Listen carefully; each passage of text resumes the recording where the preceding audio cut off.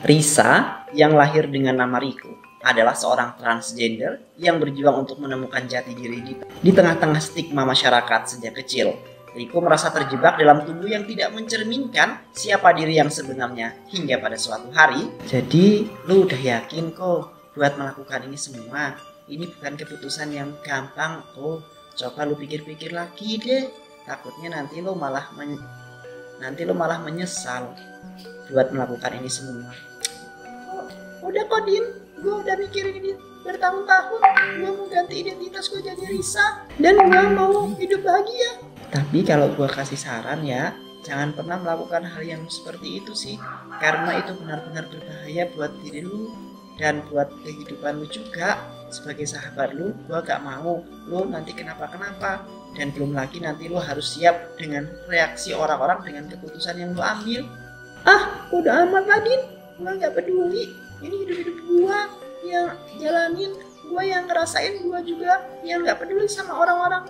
Nanti mau ngomong apa juga terserah, gue cuma mau bahagia Din. Kalau emang itu keputusan lu, gue gak bisa apa-apa lagi sih. Gue sebagai sahabat cuma gak mau lu kenapa-kenapa nantinya. Lagian itu juga kan gak diperbolehkan dalam agama lo. Alah bodo amat lah Din, gue gak peduli. Yang pasti gue udah yakin dengan semua keputusan yang gue ambil ini. Dan mau gimana pun, gue bakalan tetap lakuin ini semua. Ya sudah deh, gue cuma bisa berdoa yang terbaik aja buat lu.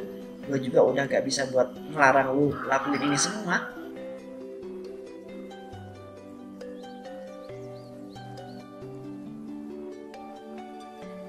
Panggilan untuk pasien atas nama Riko. Oh iya Bu, sebentar. Silahkan masuk, sudah ditunggu di ruang dokter ya Kak. Baik Bu, saya masuk sekarang, terima kasih. Apa kamu yakin mau melakukan hal ini? Kamu tahu kan resikonya? Iya Dok, saya yakin 100% dengan pilihan saya. Saya juga siap menanggung semua resikonya. Ya sudah kalau seperti itu, 3 jam lagi kita akan mulai operasi. Sekarang kamu siap-siap dulu aja. Baik Dok, kalau gitu saya permisi dulu buat siap-siap ya Dok.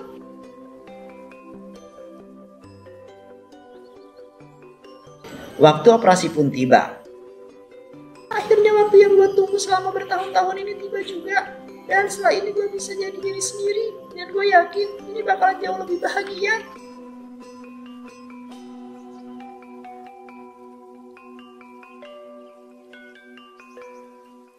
Operasi berjalan dengan lancar dan semoga kamu puas dengan hasilnya ya. Tapi jangan dulu banyak gerak-gerak karena jahitannya masih basah itu. Baik Dok, terima kasih banyak ya Dok buat semuanya. Wah, bagus banget Dok hasilnya. Aku jadi cantik. Ini sesuai banget sama yang aku mau. Makasih banyak ya Dok. Syukurlah kalau kamu suka. Kalau gitu saya pergi dulu ya. Masih banyak yang saya urusin lainnya. Iya Dok, terima kasih banyak. Pokoknya Dok, saya sangat puas banget sama hasilnya Dok. Saya senang banget. Rasanya seperti terlahir kembali. Riko benar-benar puas dengan perubahan dirinya. Ia merasa sangat bangga dengan kecantikan yang saat ini. Gak sia-sia deh pokoknya mengeluarkan uang ratusan juta kalau hasilnya sebagus ini. Pokoknya detik ini juga nama gue resmi ganti jadi Risa, bukan lagi Riko, oke? Beberapa bulan kemudian setelah masa pemulihan, kini Risa bekerja sebagai seorang penyanyi di kafe malam. Halo semuanya, udah pada siap belum nih buat karaokean bareng Risa? Yang pastinya bikin kalian tergoda. Hahaha. Siap banget lah. Siap banget lah Riz. Mau dong digoda sama Risa. Request lagu Ade Astrid Riz. Semuanya penonton sangat antusias melihat penampilan Risa alias Riko. Sumpah ya, gue bener-bener bahagia dengan kehidupan yang sekarang. Dan gue yakin kalau ini tuh emang jalan gue.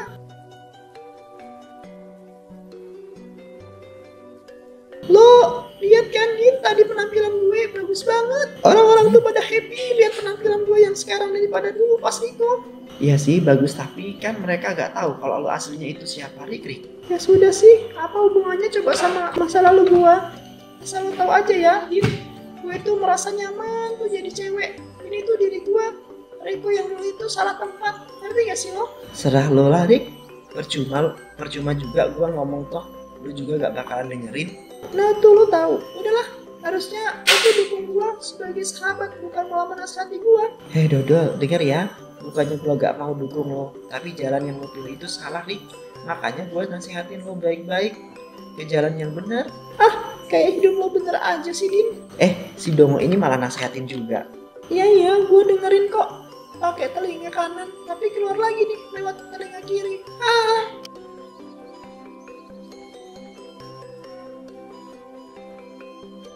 Beberapa minggu setelah itu, di kafe biasa Dina dan Riko bertemu. Rik, gue ada gosip nih. Lo tahu nggak? Ada boti luar negeri yang pergi umroh terus dapat teguran dari Allah di sana, dan pas pulang dia langsung tobat. Anjir. Iya tahu. Kenapa deh? Tumben-tumbennya lo ngajak gibah, itu dosa tahu. Lo sendiri transgender, itu juga dosa tau, Rik. Lo membahas itu terus, bete gue. Udah sih, jangan bahas itu terus. Sekarang gue udah bahagia dengan diri gue. Jangan ngambek lah gitu. Gitu doang kok ngambek, dasar alay. Gue punya tantangan buat lo nih. Mau nggak? Nanti gue kasih hadiah deh. Hadiahnya apa dulu nih? Kok gue jadi deg-degan ya? Gue kasih lo tiket liburan ke luar negeri. Bebas lo mau negara apa aja. Yang bener lo. Serius, Din? Pasti lo cuma bercanda kan? Gue serius ini. Ya bercanda. Emang pernah gue bohong sama lo. Tapi lo harus selesaikan tantangannya dulu. Tantangannya apaan emang? Jangan aneh-aneh tapi ya. Gue gak mau kecantikan gue ini pudar gara-gara tantangan lu yang gak jelas nanti. Lo harus pergi umroh. Tapi untuk biaya tenang aja. Gue yang bayar. Ya lo yang bener aja. Apa jangan-jangan lo mau gue kena teguran terus berakhir kayak orang luar negeri itu? Enggak, bukan gitu. Gue cuman pengen tahu kalau hal yang kayak gitu tuh beneran terjadi apa enggak. Gue cuma mau ngasih tahu aja. Tapi kalau emang bener ya syukurlah. Hidayah kan gak ada yang tahu. Lo mau jadiin gue bahan percobaan gitu? Mending lo aja yang pergi ke sana. Lagian gue gak bakalan berubah, Din. Gue happy sama kehidupan gue sekarang. Lah, kan lo yang transgender. Gue kan manusia yang tumbuh sesuai kodratnya. Berarti lo gak mau nih menerima tantangan gue dan nolak tawaran buat jalan-jalan keliling luar negeri secara gratis dari gue. Lo bikin gue bingung, Din. Gak ada tantangan lain lagi apa? Gak usah yang begini-begini. Gak ada. Udah setuju aja deh. Ya Rik, ini demi kebaikan lo juga. Tau gak? Gue pengen lo tahu Bang. Yaudah deh. Tapi asal lo tahu ya, gue nerima semua ini cuma biar gue bisa jalan-jalan ke luar negeri, bukan buat nyari hidayah di sana. Iya ya, itu terserah lo deh. Tapi saran gue sih niatin yang baik-baik ya Rik. Karena di sana tuh bukan kayak tempat liburan, itu tuh tanah suci tahu. Bodo amat, semua tempat sama aja, Din. Bedanya tuh di sana gurun pasir gak kayak di sini. Dikasih tahu suka ngeyel lo. Dah, bulan depan berangkat ya. Gue udah pesenin tiketnya buat lo.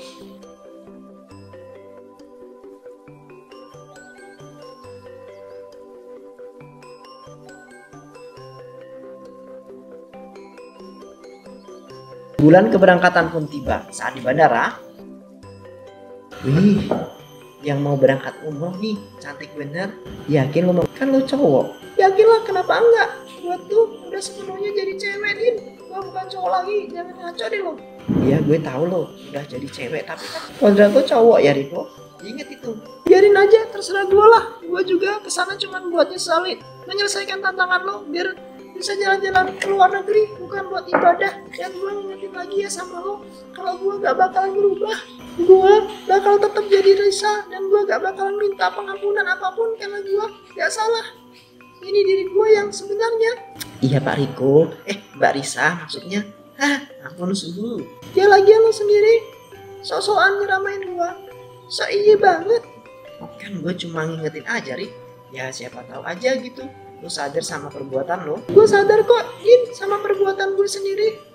Tenang aja, gue juga bakalan buktiin kalau tentang hukuman ataupun teguran dari Allah itu gak ada dan gak masuk akal juga gak sih? Jangan gampang percaya sama mitos-mitos dan berita kayak gitu deh. Udah capek gue ngomong sama lo ya, sok suci. Pesawat gue udah mau landing tuh. Gue mau berangkat dulu ya, bye Dina. Tunggu dulu, gue lupa mau ngasih tahu kalau gue juga udah sewa ustadz di sana yang bisa bimbing lo biar gak tersesat. Nanti gue kirim deh fotonya. Apaan sih, nggak perlu tahu Din. Males gue, kan gue bukan mau ibadah. Ya seenggaknya takut kalau lo tersesat aja Rik. Gue gini-gini juga khawatir sama lo.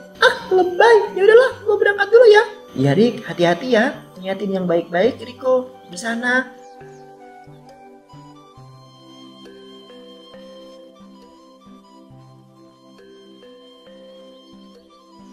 Apaan sih, sebel banget deh sama si Dina. Dia kira gue ini anak kecil apa? Harus didampingi Ustadz segala.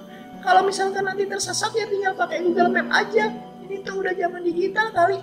Emang dasar si Dina itu pikirannya kolot kayak orang tua zaman dulu. Tapi ya mau gimana lagi? Pokoknya nanti di sana gue harus tunjukin ke semua orang kalau orang kayak gue tuh pantas menginjakan kaki di tanah suci juga. Dan gue bangga sama apa yang gue capai sekarang.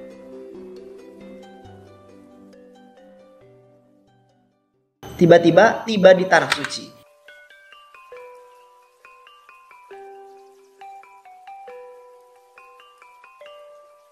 Akhirnya nyampe juga, capek banget gila, di pesawat berjam-jam.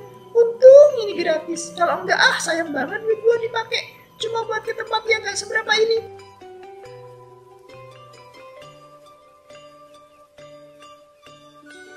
Assalamualaikum, dengan Mbak Risa ya? Iya, ada siapa ya? Saya nggak kenal. Saya Farhan, temannya Dina yang akan membimbing kamu ketika umroh. Oh, Ustadz yang dimaksud Dina itu ya? Padahal nggak perlu Ustadz didampingi saya. Saya tuh udah gede, saya bisa jaga diri. Iya Mbak, saya ngerti, tapi ini pesan Mbak Dina dan saya harus tetap menjalankan tugas saya sesuai dengan permintaan Mbak Dina. Emangnya kamu dibayar berapa sama Dina? Kalau saya jadi kamu, saya milih ambil aja uangnya dan pergi deh buat belanja-belanja. Toh Dina juga nggak bakalan tahu, manfaatin aja uangnya. Oh, Mbak ini ada-ada aja. Mari saya antar ke hotel biar Mbaknya bisa beristirahat sebelum melaksanakan ibadah besok. Ibadah? Saya nggak mau ibadah dan saya nggak butuh itu. Pokoknya besok tuh saya mau jalan-jalan sambil belanja. Gak ada ibadah-ibadah. Istighfar Mbak, ucapannya dijaga, niatnya diperbaiki lagi. Allah Maha Pengampun. Oh iya, mau pengampun. Yaudah nanti aja minta ampun aja. Pas mau mati, gak perlu sekarang. Simpel kan? Gak usah sok nyeramain deh, saya juga tahu. Udah sekarang, antarkan saya ke hotel ya.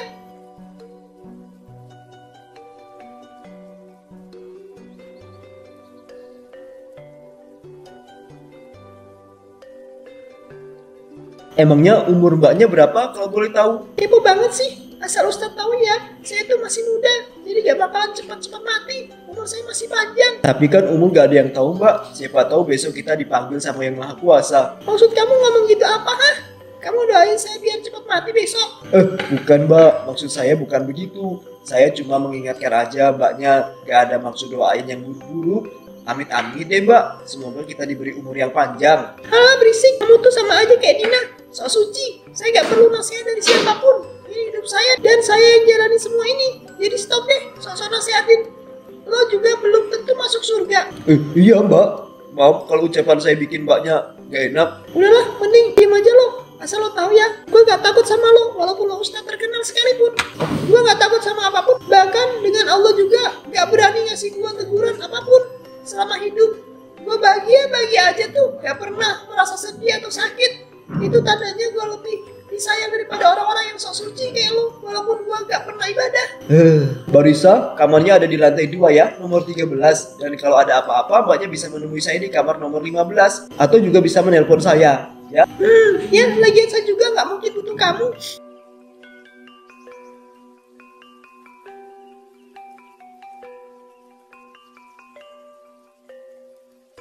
Capek banget ngomong saya. Orang-orang sok suci itu ngurus energi gue aja. Udah tahu gue capek malah diceramahin. Panas telinga gue dengernya.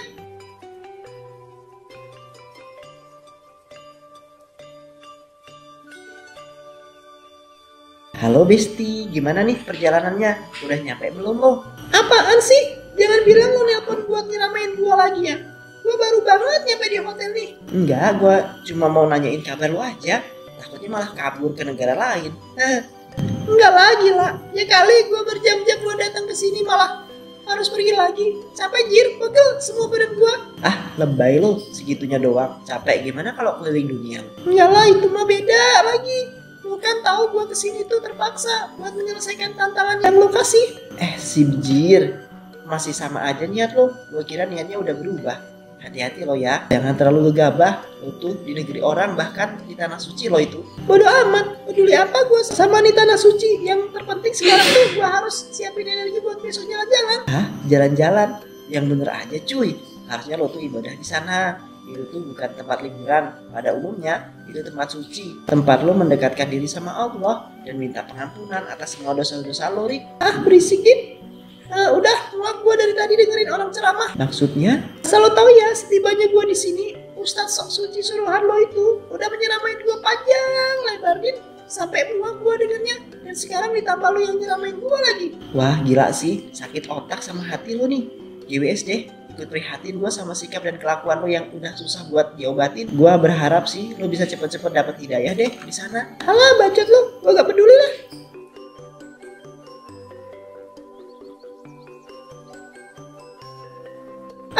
Daripada pusing-pusing mikirin orang-orang yang sok suci, mendingan gua tidur aja lah.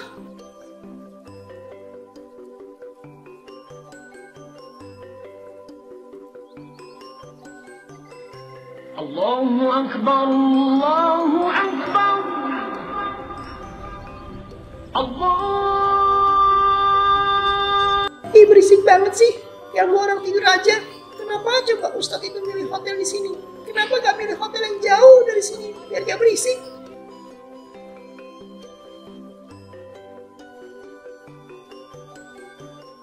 Mbak Risa, Mbak, ayo kita sholat di masjid, Mbak, di Masjidil Haram.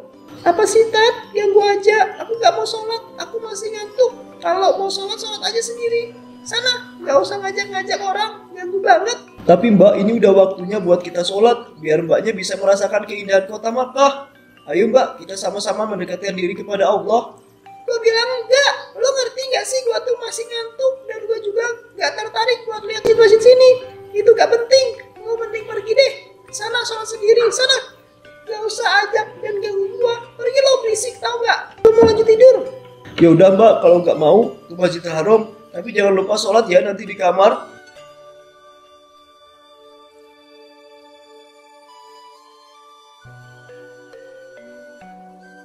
Mbak, nanti jam 8 saya tunggu di bawah ya. Kita sarapan dan pergi untuk tawaf dan berdoa di Multazam.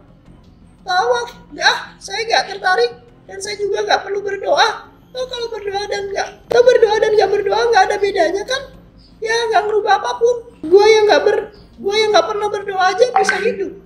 Kayak lo, kenapa harus capek-capek berdoa? Ribet.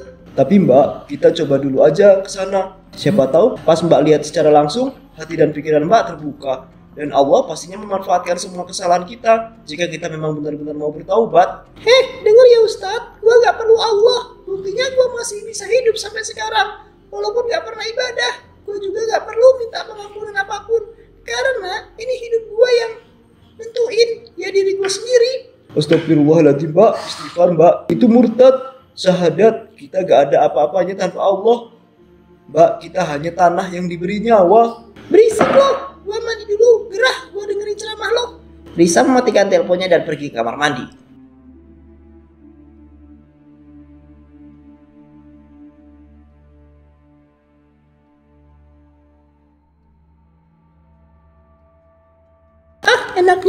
Enak dan tenang banget deh. Di sini gak kedengeran suara apapun, bahkan orang-orang yang berisik lagi pada ngaji gak kedengeran sana sini. Gak kedengeran sama sekali. Ini yang aku mau, tenang. Lampu tiba-tiba mati. Ih, kok gelap gimana sih? Ya hotel ini jelek banget pelayanannya. Udah lokasinya berisik dekat Masjidil Haram. Sekarang malah ditambah lampunya mati lagi. Ya udahlah, nanti juga hidup lagi. Mungkin mending gue lanjut mandi aja.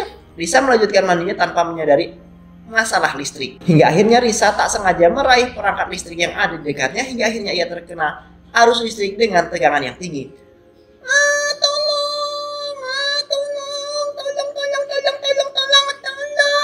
Loh, itu kan suara Risa. Saya harus periksa ke sana.